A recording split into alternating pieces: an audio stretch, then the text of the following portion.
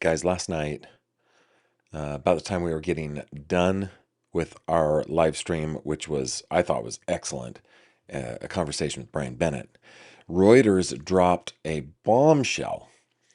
I hate using language like that. We tend to do that a lot in true crime, but they did. They dropped a bit of a news bombshell, a cluster bombshell, let's say, uh, that reported that the FBI thinks that all of the ransom notes in the Nancy Guthrie case are fake. All of them. Which begs the question if that is true.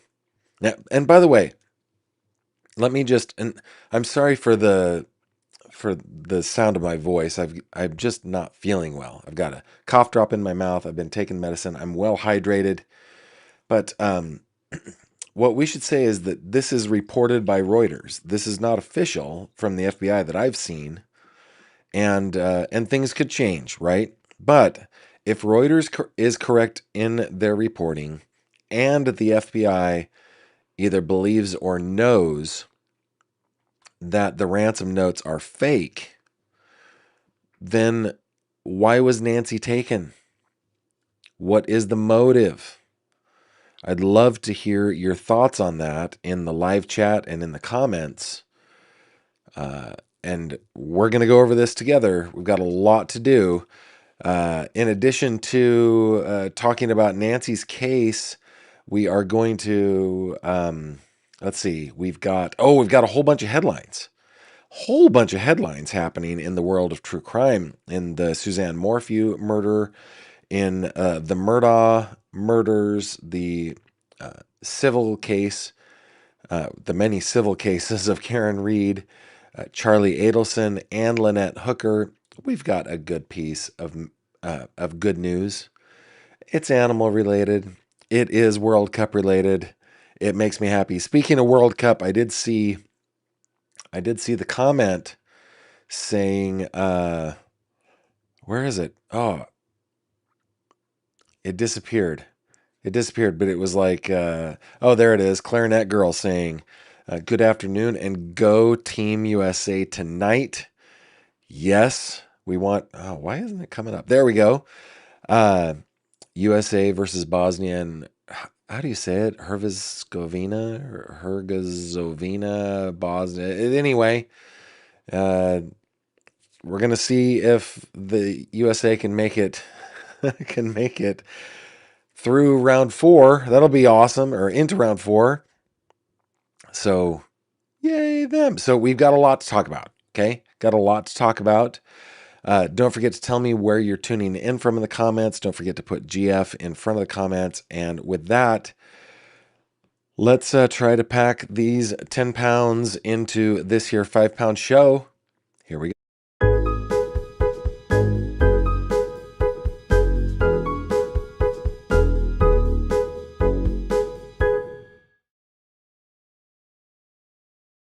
This video contains mature themes and discussions intended only for adult audiences. Viewer discretion is advised. Hello there, my friend. Welcome back to another true crime conversation with me, Gavin Fish. So glad you are here.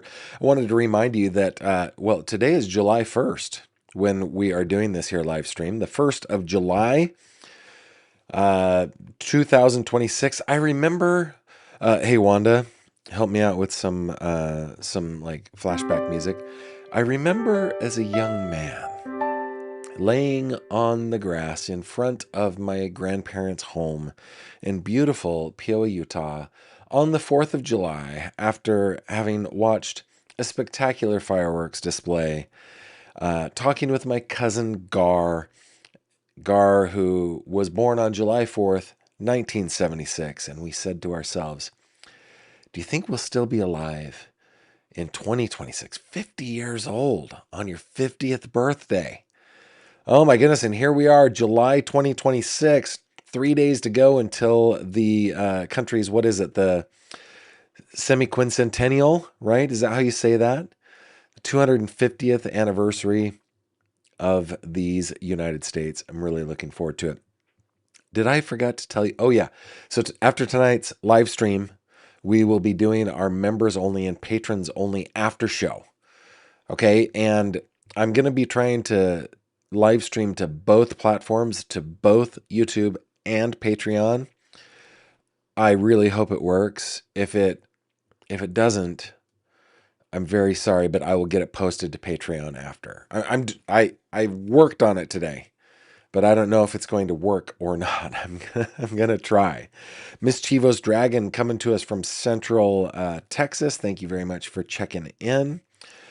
Mooney saying, "Oh boy, Gavin, you sound awful." I do. Miss Chivo's Dragon saying, "Everything's on the table. Nancy's not a knockaway, but now I think she's a runaway. Runaway with a masked marauder, though? A runaway with this guy at the front door in the wee morning hours? I don't know. Mia says this seems to put everything back at square one. Mama Sleuth, hello from San Antonio. Glad you're here. Stitching is the best. Thank you. I hope that I get feeling better quickly too. Let's see. Rut-row, Gavin is under the weather. I think it translated that for me, Robin. That's so funny. When I mouse over it on my side, it says under the weather, and then on the screen it says Gavin is under there again. That is hilarious. Let's see. Terrific Tui saying to throw off the public. Maybe. I don't know why. Mama Sleuth, hey, I learned to make my own AC with a bucket of ice and a fan. Texas heat, my AC went out last night. Oh, that's not good. Mia says, Brian and Nerdy seem to be questioning Reuters, even though Reuters is usually very reliable. Yeah, so I want to talk about this when we get into the Reuters report, because Reuters might be reporting correctly, and it still might be wrong. I think that a lot of the news-consuming public has a hard time reading reports and coming to the right conclusion. So we're going to get into that a little bit. Reuters may be reporting correctly and still be wrong. We'll take a look at that here in just a little bit. Herzegovina, thank you very much. Herzegovina, had a hard time with that. U.S. Virgin Islands checking in, love the show. Oregon checking in, glad you are here. Thanks for being here. Mary Dandeliona saying happy 250 to Merca. Happy Canada Day, Barb Olson says. Heat index in Virginia today is 113 degrees F. Woo! Erie, PA is in the house. Let's see. I'm Australian, but where I lived, we had a combined U.S. and Aussie 4th of July celebration. Good for you. Carly saying I was a kid during the 1976 celebrations. I was a small child from October to July. So what is that? October, November, December. So I was 9 months old at the bicentennial. A couple more things. We got Oregon. It's chilly. Central Texas is there as well. Looking good. Bama's in the house.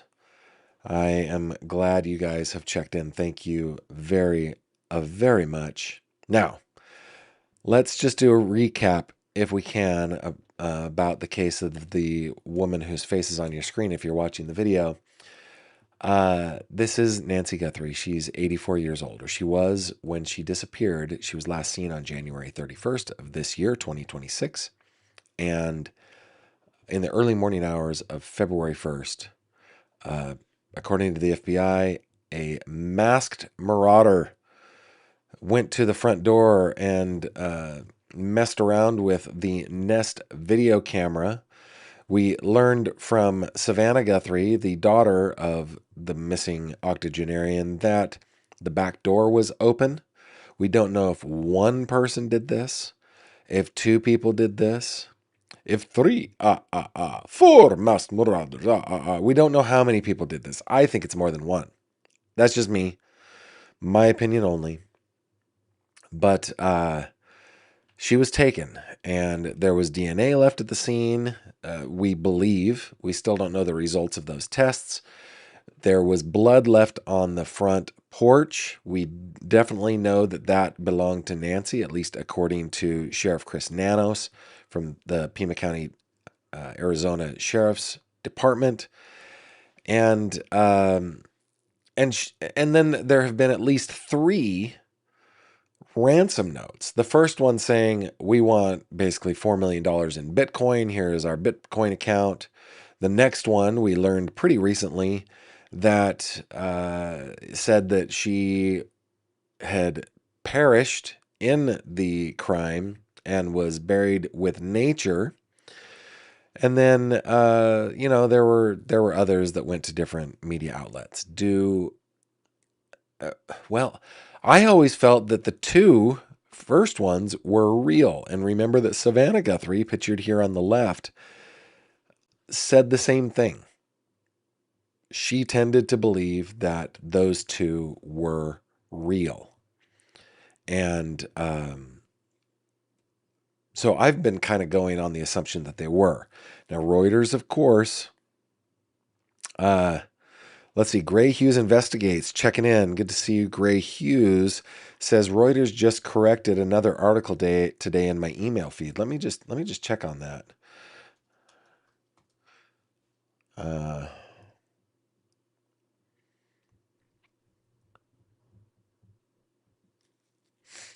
Let me just do a quick search here real quick.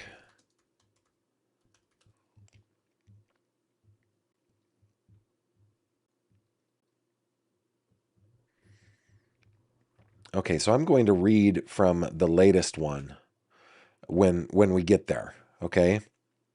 Let's see if there are any notes as far as corrections. It doesn't say anything, and it says this one's from 13 hours ago. Let me just see, Gray, if there's anything else newer than that. Doesn't look like it. And it doesn't have any notes in terms of it says the last update was 13 hours ago.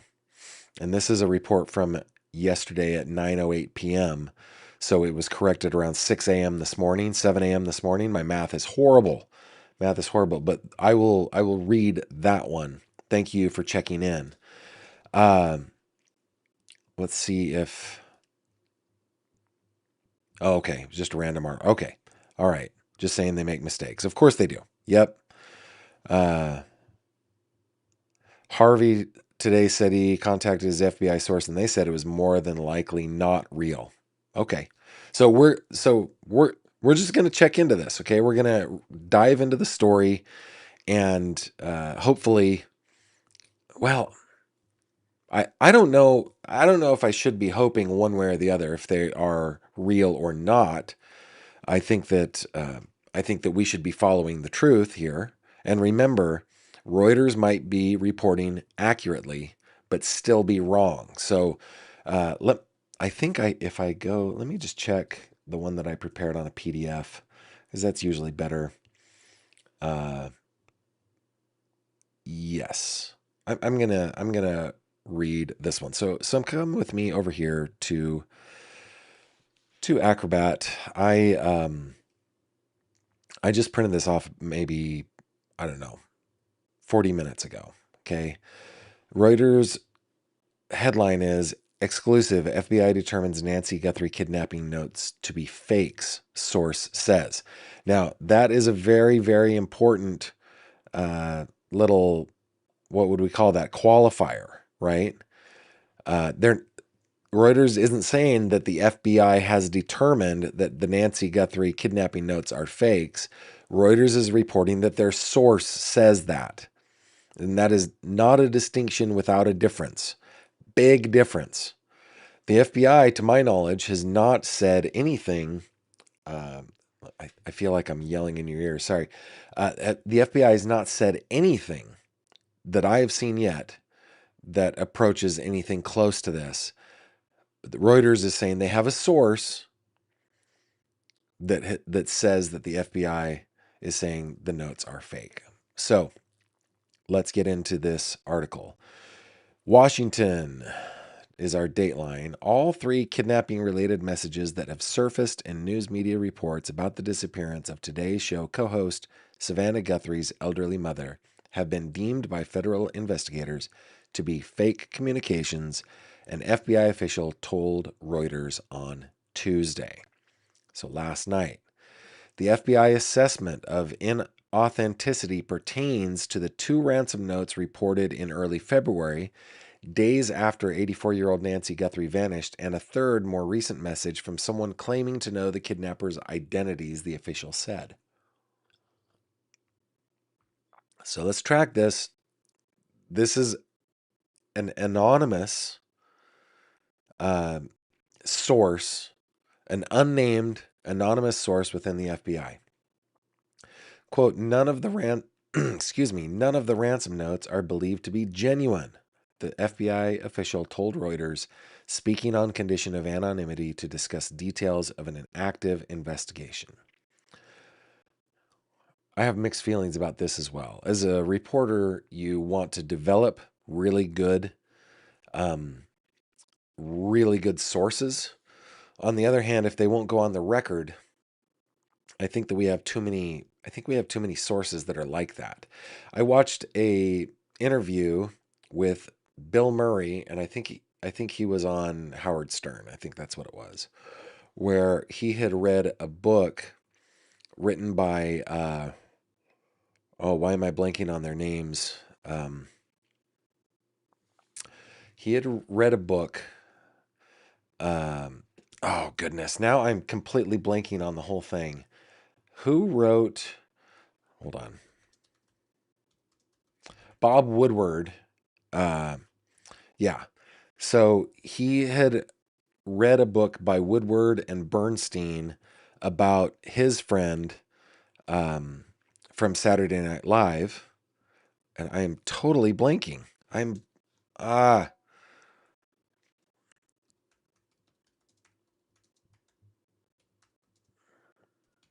Give me a second.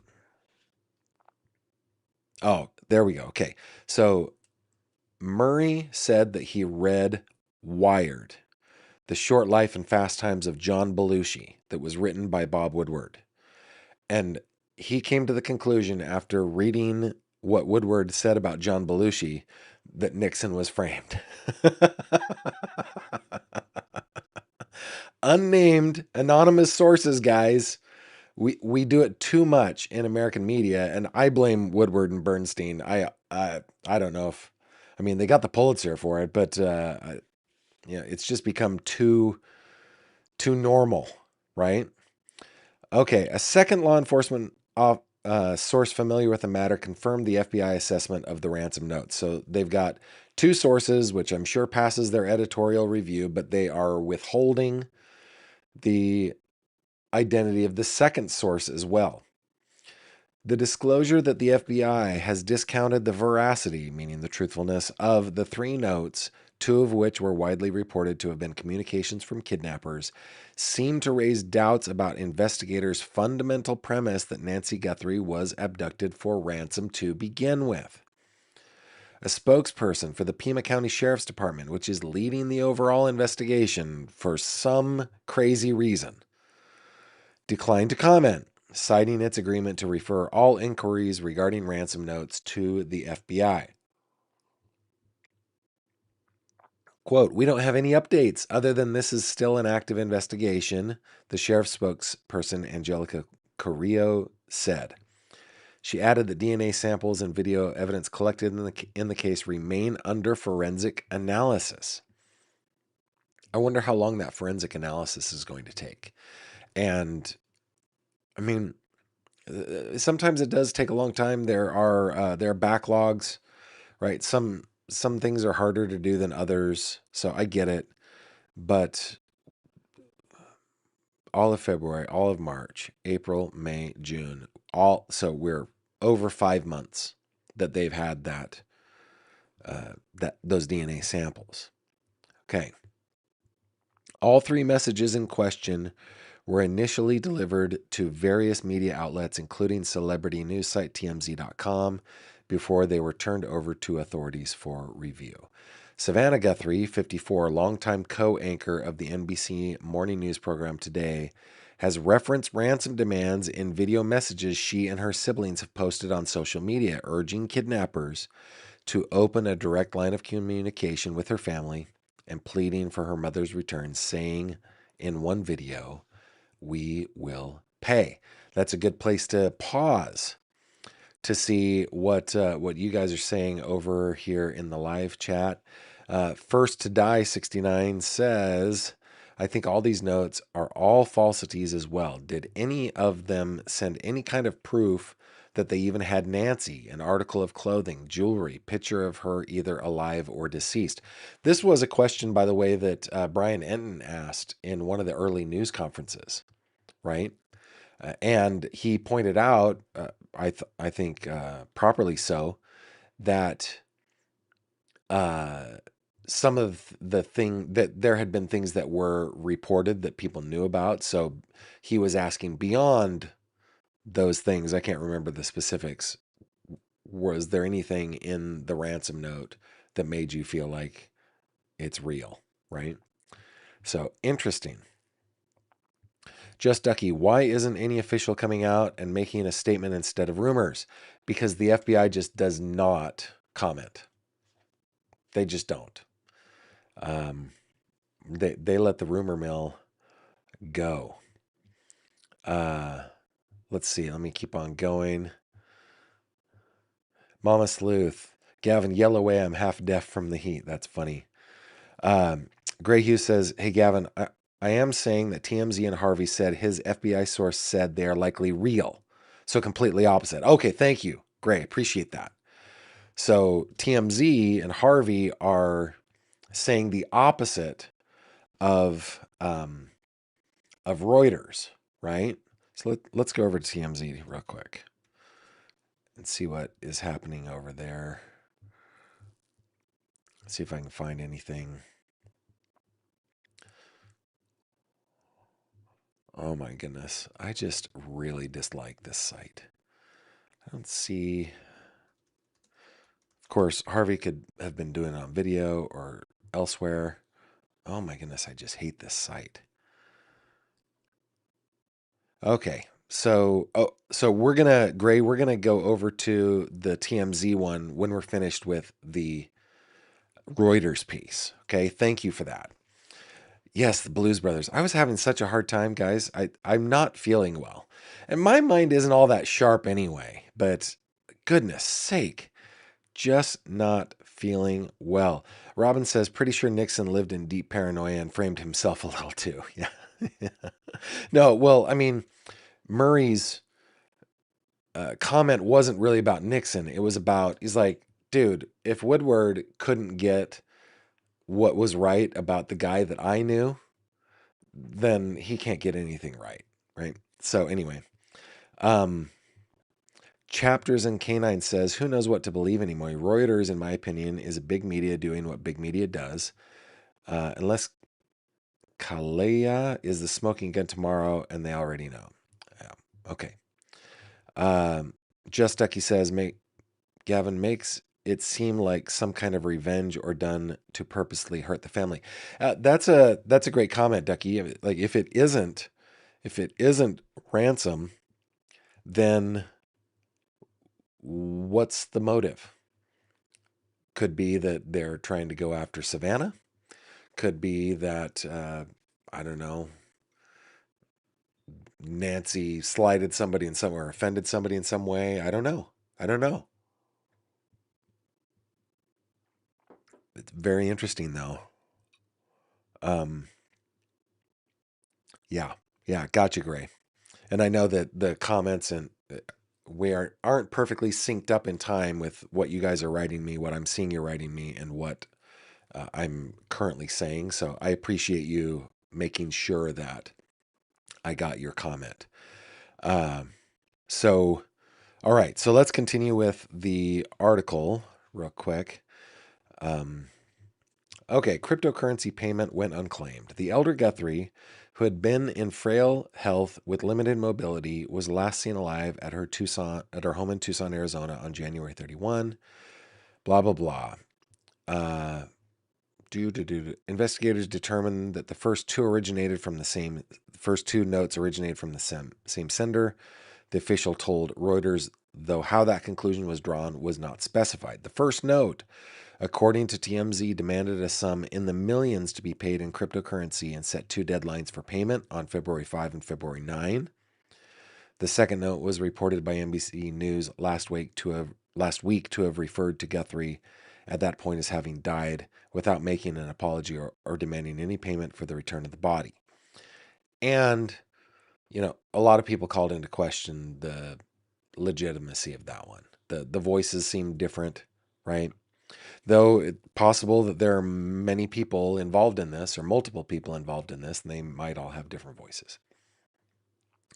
In a bid to test the authenticity of the first note and possibly trace the ransom demands back to the perpetrators, the FBI early on deposited a small amount of cryptocurrency in an account as instructed in the message, but the money was left untouched in the account and never taken, the official said. It was on that basis and by other unspecified means that the FBI reached the conclusion that the 2 ransom notes that it determined to be of a common origin were nevertheless sent by a person or persons not actually connected with Guthrie's disappearance, according to the official.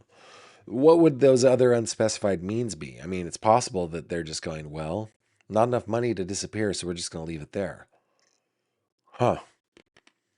The FBI has additionally discounted the authenticity of a third note that TMZ reported it received last week from someone claiming to know the identities of Nancy Guthrie's abductors and to have video of the main guy, in quotes, involved in her kidnapping, as well as of the victim on the day she died.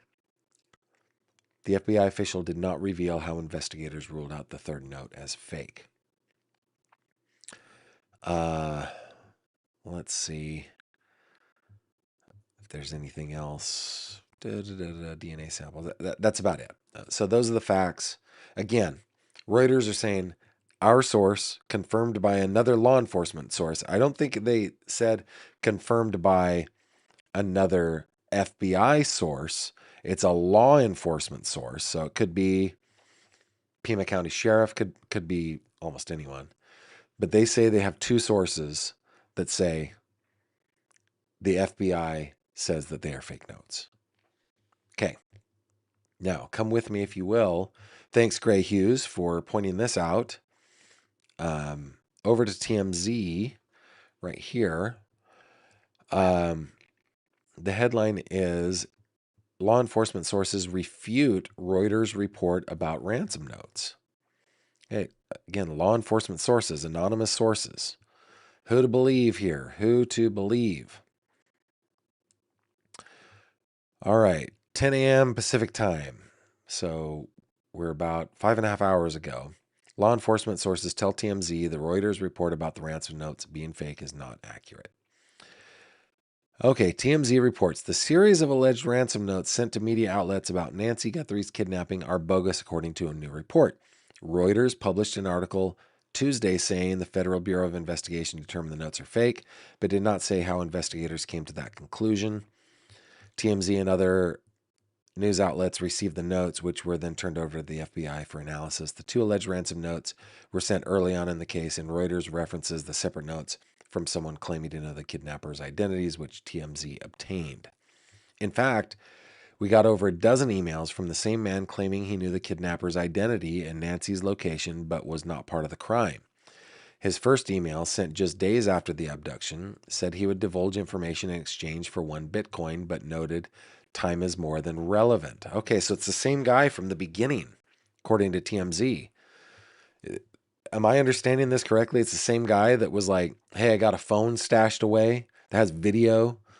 I don't know. Let's keep reading. The following day, he sent another email that stated time was no longer an issue, suggesting Nancy had died. He also said he needed the money so he could go underground, fearing retribution and being implicated by the authorities. The person went quiet for months until last week when he sent TMZ a new message claiming he'd revealed the location of a stashed phone. Yeah, so same guy, with video and photos of the alleged perps in exchange for 1 Bitcoin. In February, Nancy was kidnapped from her home in Tucson, Arizona, and a masked man was caught, blah, blah, blah, blah, blah. So, you know what my question here is? Why not just pay the Bitcoin and see? Yeah, it's a $60,000 gamble. To the FBI, who cares? Right? To TMZ, probably who cares? Why not just pay the Bitcoin and see what the guy does? Maybe he goes dark. Maybe he withdraws the money and he can be traced. Why don't they do that? But the update from 10 a.m. this morning, law enforcement sources tell TMZ the Reuters report about the ransom notes being fake is not accurate. Let's just see what this video says. Okay, Reuters came out with a story today saying that they have FBI sources who say that the FBI has determined that the two ransom notes, alleged ransom notes, one of which we received along with two Tucson television stations, and a second which one of those TV stations received, were not legitimate. And also that the demand letters that we had been receiving from somebody demanding 1 Bitcoin in return for saying who the kidnappers are, identifying them, that too is not legitimate. So we decided that we would pursue this and see if in fact this is real, that they've discounted it. It's not what we had heard, but it was possible, so we made calls. So I am going to tell you that I spoke with two people in the FBI, one of whom is involved in the investigation. This is about a 5.5-minute video, so not long. One of whom is an official. And the official in the FBI who asked I don't use this person's name said this: it is more likely than not that the two ransom notes are real. Further in that conversation, this person said, they are more legitimate than not. That's a quote. Notice the handwritten notes there. They haven't determined it is for sure real, but they definitely have not determined it is for sure fake. And as for the demand letters that we've been getting, where somebody is asking for 1 Bitcoin, they say it is less likely that those letters are real, but they have not discounted that either. So I think this goes to the legitimacy, really, of the ransom notes, because that's really what's important here. We have told you before that we had as many as 5 FBI agents on phone calls at the same time with our IT team trying to find out who sent these ransom notes or these alleged ransom notes. And they have not been able to do that. We are told today that they are still pursuing those 2 notes, the 2 alleged ransom notes. They have not determined, I want to repeat, they're real, but they have definitely not determined that they're not, and they lean more toward legit than not legit. Now, the official I talked to said, look, this is a big organization, and there are multiple agents on this case. And if you talk yeah, they will all have different opinions, right? to all of them, their opinions are going to vary. And so it depends on who you talk to. And that seems real enough that not everybody would agree. But the official position. This actually goes to my statement earlier about Reuters might be accurately reporting, but still be wrong, right? Because in the reporting, it seems like their source is saying the entirety of the FBI says that these aren't accurate. Well, how do you speak for the entire agency?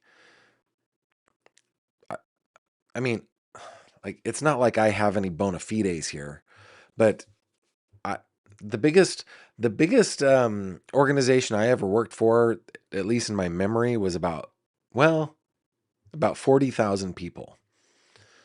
And I was about to say 4,000, but then it's about 40,000 people. Okay.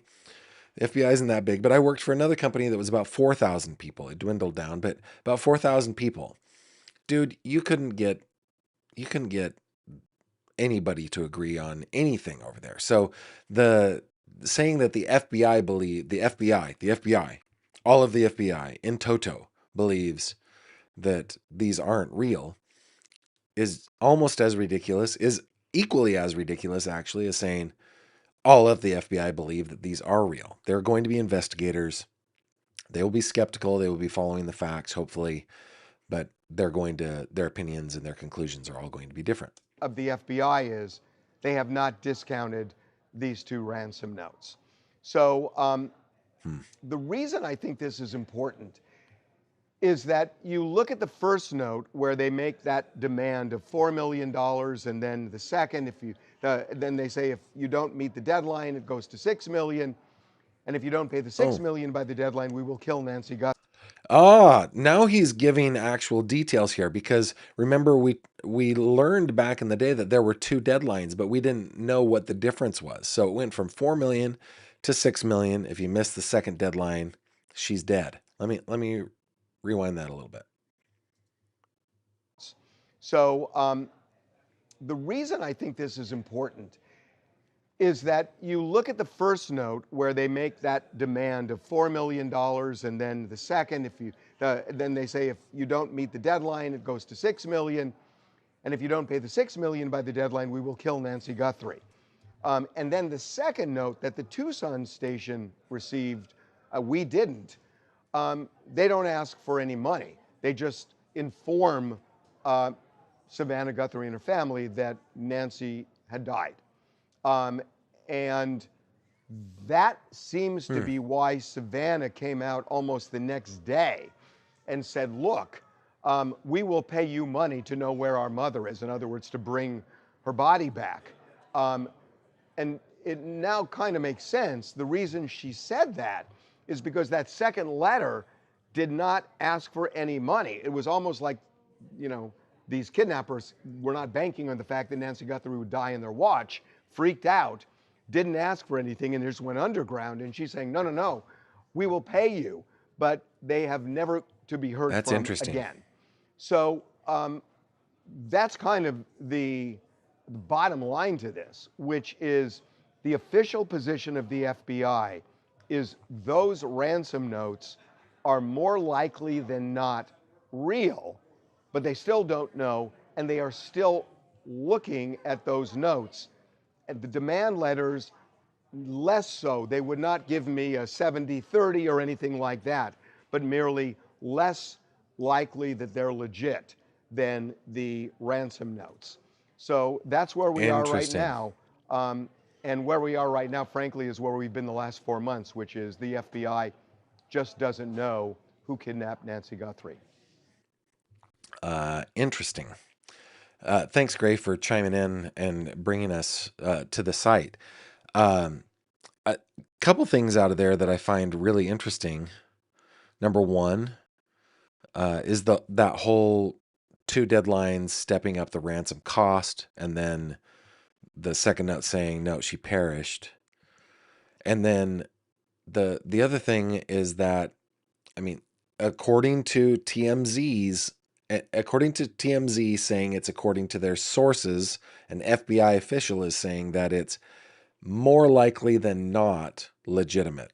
So that could be 50.1% likely that it's legitimate, 49.9% that it's not, or it could be 90-10, it could be anywhere in there. And then the third note, it's less likely, according to his sources. Now, of course, Reuters is saying, no, our sources are saying that the FBI thinks the kidnapping notes are fake. So we've got two conflicting reports here. Who do we believe? My thought on this is we believe both of them. We believe both of them that they have sources that are saying what they're saying. But I agree with Harvey in the end. What does it come down to? The brass tacks are the FBI doesn't know what happened to Nancy Guthrie, doesn't know where she is, doesn't know who took her, doesn't know if she's alive or dead. They don't know anything yet. They're still investigating, right? Let's bring Nancy up on the screen. Let me go over to your comments over here.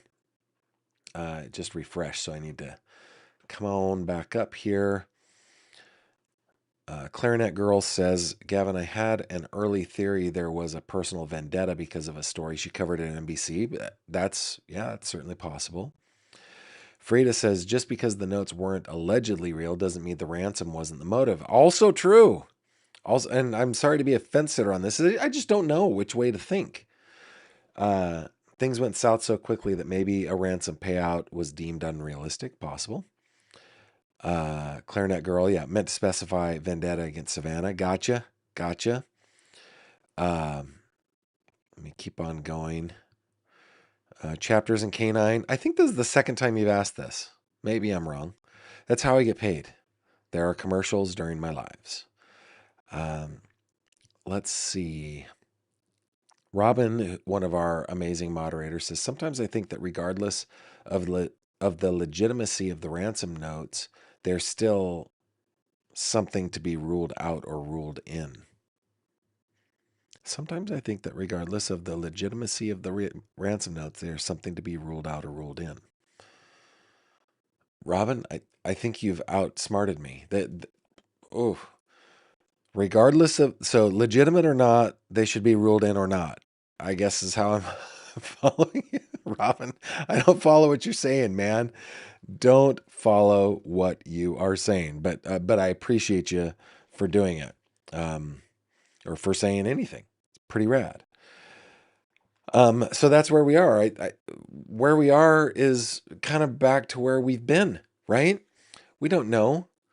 We don't know what happened to Nancy Guthrie. We know that there was a masked man at her front door wearing a gun in the weirdest spot possible with a Walmart backpack and rubber gloves and a mask. We know that.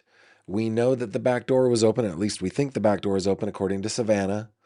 We know that there was DNA evidence that is under forensic investigation. We know that there's, other forensics, including this video. There are plenty of things that we don't know, and we still don't know. So, yeah. Where are we? We're in the same place we've been this whole time. That's excruciating for us, but it pales in comparison to what her family must be feeling right now, right? We're not the victims here. We're not suffering. We're curious. We care about this woman. We care about this family. We do. We care about them. We don't want 84-year-olds kidnapped from their homes, and we want justice. We want those responsible to be held accountable.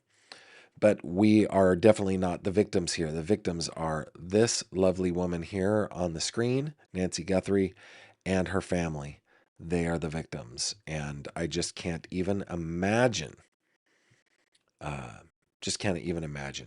What's going on in their lives right now. And that's the update on the case. Now, fret not, guys. Fret not. We still have more show to get to. There are tons of headlines in the cases that we've been following, including in the murder of Suzanne Morphew, in the murder of the Murdaughs, in the Karen Reed. What would we call that? I wouldn't call it a fiasco. I'd call it a circus.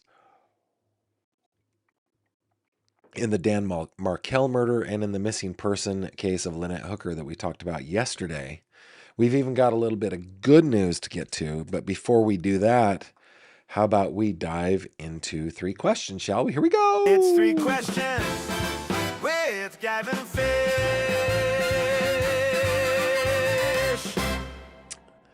Guys, in this segment, I answer 3 of your questions that you send me at 3questions@gavinfish.com. 3questions@gavinfish.com.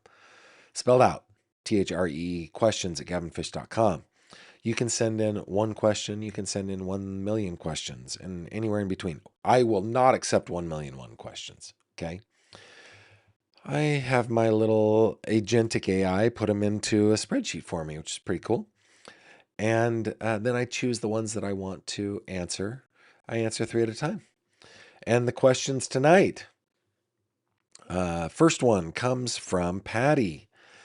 Patty asks, why are so many parents unaliving their children? Every day there are multiple stories of these heinous acts. It is heartbreaking. I agree, Patty, that it is heartbreaking. I do see headlines every single day of parents taking the lives of their little ones. Uh, and I didn't know the answer to this. And so I searched for an answer that I could share with you. The act of killing one's child is called filicide. And in the United States, about 500 kids are killed by their parents every single year. Almost 72% of those killed by their parents were 6 years old or younger, and one third of the victims were just babies under the age of 1. But more than 13% of the victims were adults, specifically people ages running from 18 to 40 years old. So the threat of filicide doesn't go away when people get old enough to move out on their own. More than 40% of the killers in these crimes were mothers, with fathers making up about 57% of those who killed their offspring. The others would be step parents. Why they do it? Part of it is altruism. A parent kills a child because he or she may perceive it to be in the child's best interest. That happens sometimes. Sometimes it's acute psychosis. Sometimes it's an unwanted child. The child is viewed as a hindrance. And I think that that is the case in the murder of Noel Rodriguez Alvarez, allegedly by the child's mother, Cindy Rodriguez Singh, and maybe stepfather, Darship, or is it Arshdeep Singh? Can't remember. But yeah, I think that this child was unwanted and viewed as a hindrance, and so had to go in the crazy, crazy mind of the parents. I think, let's see, sometimes it's spousal revenge, sometimes it's accidental. But the five major reasons are: one, they think it's in the child's best interest. I, I can't even with that. Acute psychosis, the child is unwanted. It's an accident is another one, and spousal revenge.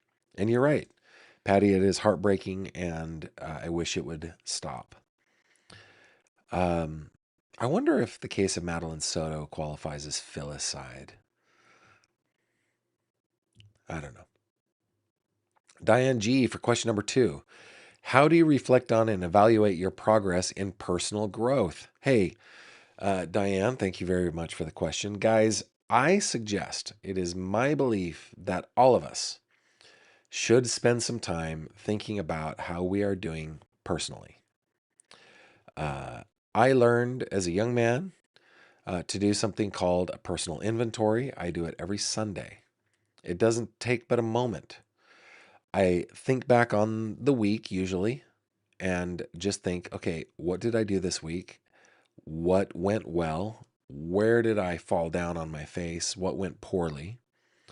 And of those things that I'm doing well or I'm doing poorly, I think about other times in my life and I wonder, am I improving? Have the things that have gone poorly this week been a repeat of things that have gone poorly in the past, or is this a new thing? And I do sometimes this only takes me like a minute or 15 minutes sometimes. Sometimes I end up writing things down. I will write an essay to myself. And I don't know if you guys, if this helps for you, but I write essays that are only for me. Uh, I don't share them with anybody. Sometimes I just delete them. Some of them turn out to be big. Some of them are like 5,000 and 6,000 word, you know, essays. Um, when I find something where I have damned myself, right? My progress is bad. Now, I don't know if this will work for everyone, but that's how I do it, and that's what Diane asked. How do I reflect on it? I do my personal uh, inventory every week. I do it on Sunday, and you know, the evaluation, that I don't have like a chart or anything like that. I just do my personal inventory, think about what I've done this week and how well I did or how poorly I did. And then if it's something that I really feel strongly about, I write about it. I never share what I write about those things. They're only for me because it's personal growth. It's not for anybody else. And maybe someday when I'm gone, my kids will read and go, "Oh my goodness, Dad thought that way. Crazy." Maybe. Question number 3 from Mel. I know you have traveled extensively. I, I've traveled quite a bit. Have you graced our beautiful shores, New Zealand, with your presence? And if so, what parts did you come to? Mel, I have never been to New Zealand. Sadly, I have never, ever, ever been to New Zealand. That is sad. That is sad. I have Kiwi friends. You'd think I would visit them every once in a while. No. Most of my travel has been business related anyway. Speaking of business travel, I'm thinking about going to a YouTuber conference. I didn't go to CrimeCon this year. I didn't even go to CrimeCon UK this year. I'm thinking about going to a YouTuber conference. I think it's in Houston. And just, learning about the craft of YouTubing, because for me, it's just been trial and error. And I've done okay. Haven't done super well, but I've done okay. And those are your 3 questions, guys. Don't forget that you can send questions in to 3questions at gavinfish.com. I would love to answer the questions that you have for me. By the way, if you have an answer to these questions, how do you reflect on and evaluate your progress and personal growth? Put it in the live chat. And also tell us why you think so many parents are taking the lives of their sweet children. It's a sad, sad thing. And while you're doing that, let's get into some headlines.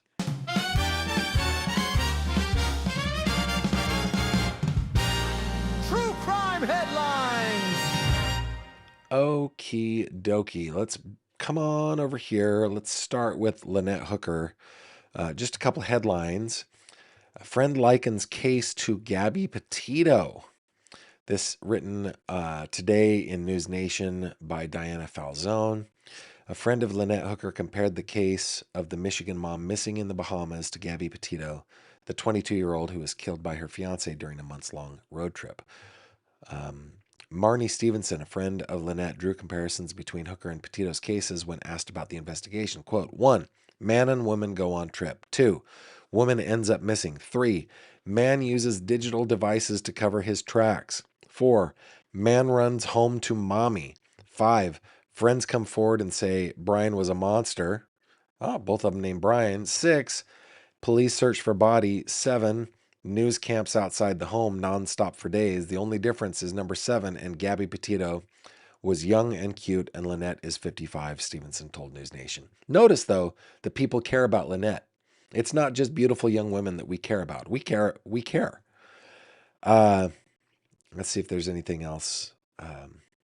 Following a report that Brian Hooker allegedly threatened his wife in 1999, Stevenson told News Nation she wasn't surprised information was coming out about him. Quote, not one piece of information, personal or person or associate has said anything nice or redeeming about Brian Hooker, Stevenson said. So, no, I'm not expecting a story to surface that shows he saved an orphanage or started a battered wives clinic. It's all been bad, so not surprised more bad is coming out.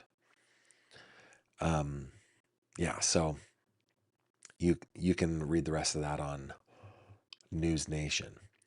Barry Morphew won't go on trial for at least another year, at least according to the Del Norte Prospector, written by Priscilla Wagner, Dateline Alamosa. At the request of his defense counsel, the trial of Barry Morphew has been postponed until sometime in 2027. Last Wednesday, June 26th, defense counsel asked the court for additional time to prepare, saying they could not be ready for trial as it was currently scheduled because too much information had been provided by the prosecution for them to go through in time, and the judge granted the motion. So the trial could now start as late as July of 2027. I think that that's probably early. I don't think that it will start in July of 2027. Circling over to Alex Murdaugh, written by Emily Johnson. Javi, will you be able to edit that out? Thank you, Javier. State says Alex Murdaugh has violated security protocols from behind bars. Dateline Columbia, South Carolina. Previously convicted killer Alex Murdaugh is facing pushback from the state of South Carolina over DNA retesting and laptop requests. The responses come after Murdaugh was in court for a pretrial status conference on Monday in Lexington County. It was the first time he was in a courtroom since the state Supreme Court overturned his guilty conviction earlier this year. The state responded to two motions filed by Murdaugh's defense team, who requested independent retesting of DNA found underneath Maggie Murdaugh's fingernails and for him to be granted a laptop to review evidence from behind bars.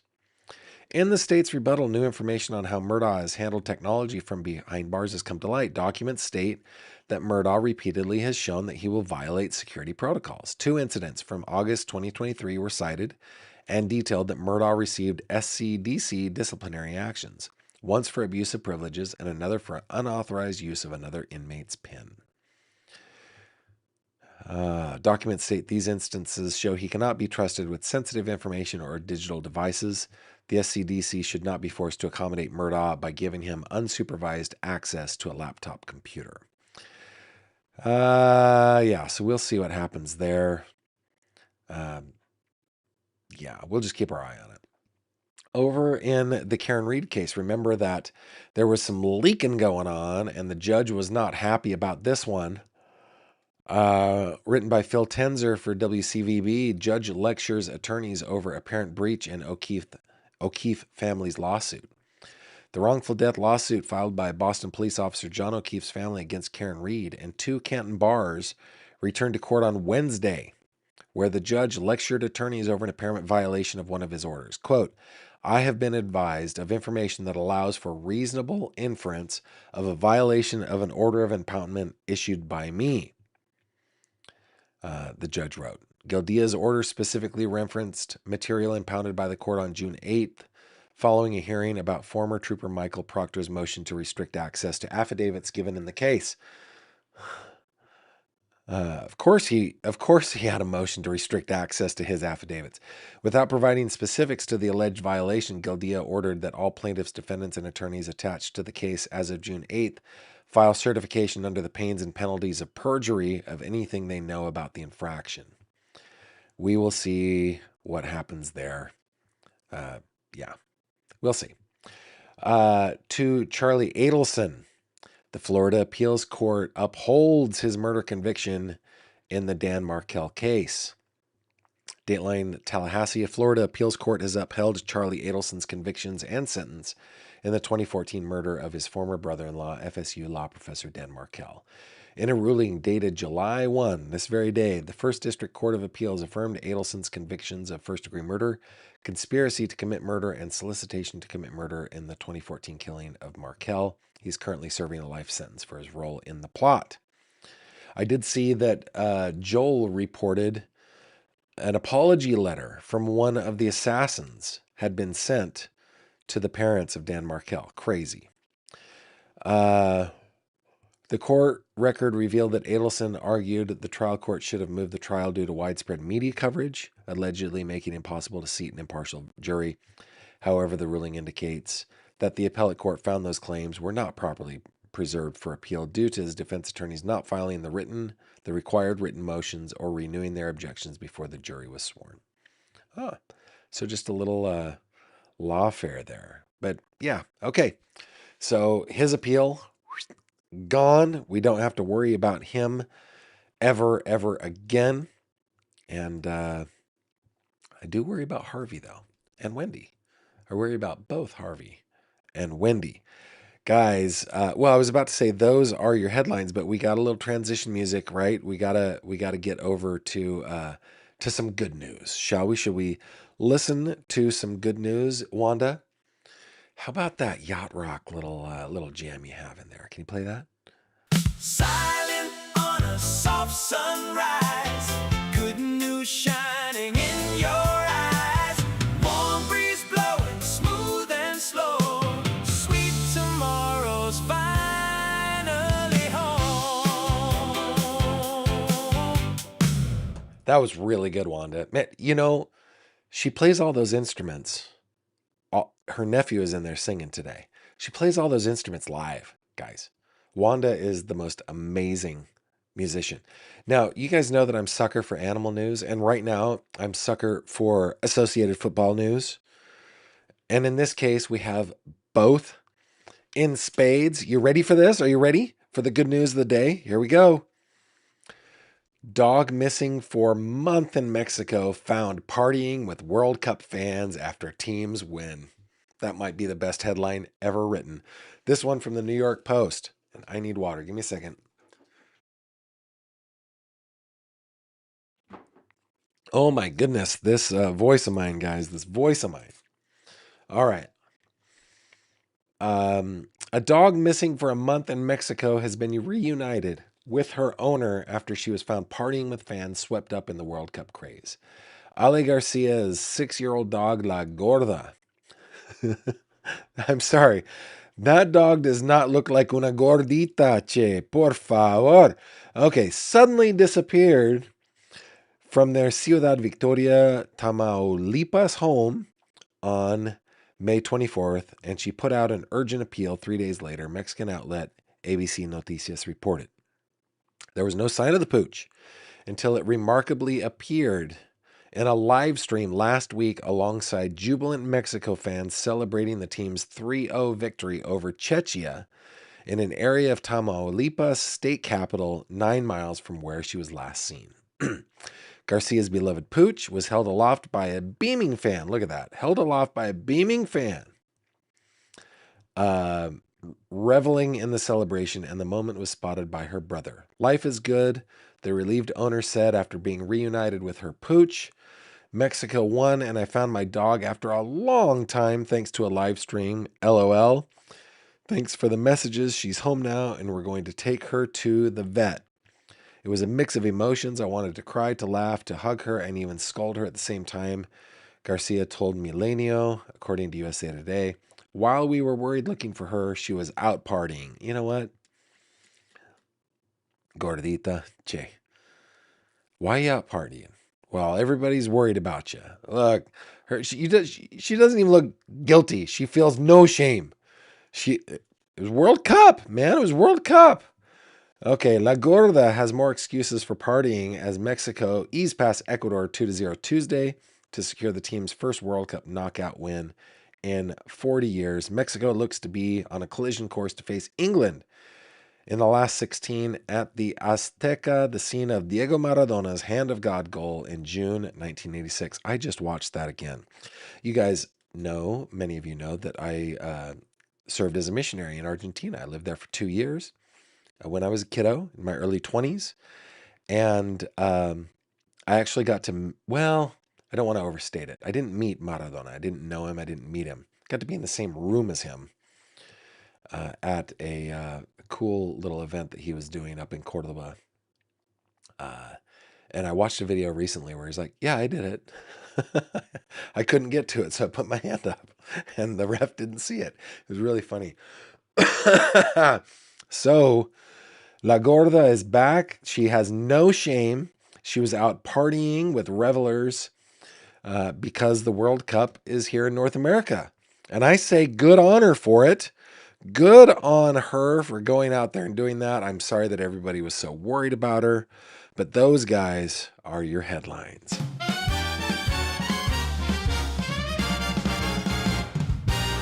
True crime headlines.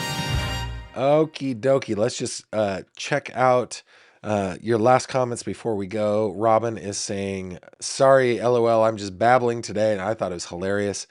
Mama Sleuth Gavin, is it Cluvelta? I forget. Yes, but it's one word, Cluvelta. You can go to my website. If you go to gavinfish.com, let me show you. Go to swag. Bring this up, Gavin. If you go to swag and you go to the Cluvelta collection, you can get your own t-shirt. You can get your own mug. And by doing so, you support the channel. So go get yourself. In fact, I have a series of Cluvelta t-shirts that I wear around the house when I do the lawn, or when sometimes they're my PJs. But yeah, go. And I think we've got Cluvelta on the wall up here. I can't do it backwards. There it is. For severe True crime brain syndrome. Let's play a little Cluvelta. We've got a moment, right? Give me a second. Are you constantly narrating your own life like it's a Dateline episode? Do you whisper, "The husband did it," at weddings? You may be one of the millions silently suffering from a condition known as true crime brain syndrome, or TCBS. But now there's hope. Cluvelta, the first semi-legal, questionably tested treatment for TCBS. Cluvelta helps restore balance to your life by gently replacing your obsession with murder with an obsession with real estate shows. Cluvelta users report fewer murder boards, shorter Reddit rabbit holes, and an increased ability to trust their spouses again. Maybe. Side effects of Cluvelta may include watching cooking shows and actually following the recipes, trusting your neighbors not to be serial killers, starting a knitting club, and accidentally solving local crimes anyway, hallucinations of Keith Morrison narrating your dreams, and in rare cases, mild interest in HGTV. If you experience sudden urges to say, "Let's circle back," or "This doesn't add up," discontinue use immediately and call your podcast co-host immediately. Cluvelta, because even you deserve to sleep without checking your Ring camera 12 times a night. And that, my friends, is the Cluvelta commercial. Special thanks to Cluvelta for not a sponsor, sponsoring this show. Go back over to your comments here real quick. Archangel says that "here we go" was so funny. Well, my voice is cracking today. Dandelion says, "Gavin is doing great. You report on the best info available. It can be adjusted as it's updated." Yep, I'm glad you like it. Mama Sleuth, "I wrote stuff but delete before I hit send. Usually, that's a good thing to do." Clarinet Girl, "Personal growth for me is learning from my mistakes and moving forward with positivity and a proactive attitude." I love it. Why? That is the weirdest thing. Why did that go all the way up there?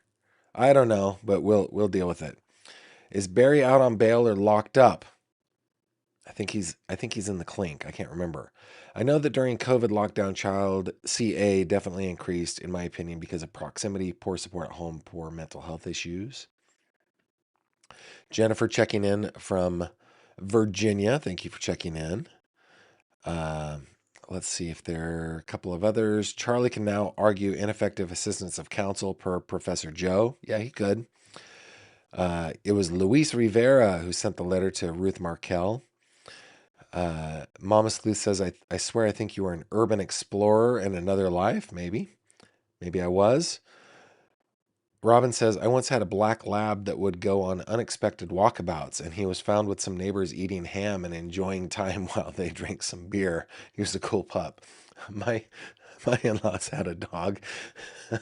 His name was Homer, and he was Houdini. That dog could get out of everywhere, but he always came home. So, yep.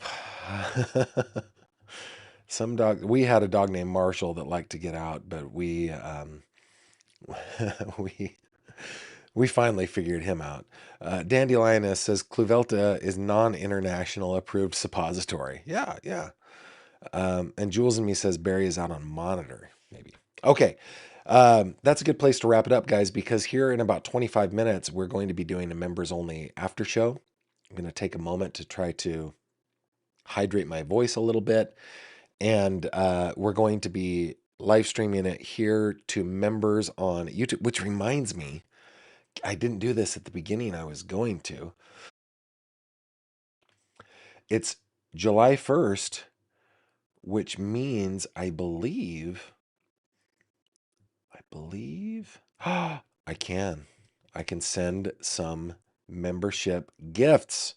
So if you were just lucky enough to receive a gift from me for membership, stick around because we're going to be doing a members only live stream. We're going to be talking about Nancy Guthrie a little bit. We'll be doing a little AMA. There's only going to be a few of us there, and hopefully it works. I tested it to go both to YouTube and to Patreon at the same time. I'm hoping it works well tonight. If it doesn't, those of you on Patreon, please be patient with me. I will get it copied over there if the live stream part doesn't work. Okay, with that, Sherry is saying one last thing. Just read the FBI address the Reuters article about Ransom being fake. I will check that and probably talk about that in the after show. Thank you very much for that, Sherry. With that, I bid you adieu. I will see you on the next one. Take care of yourselves.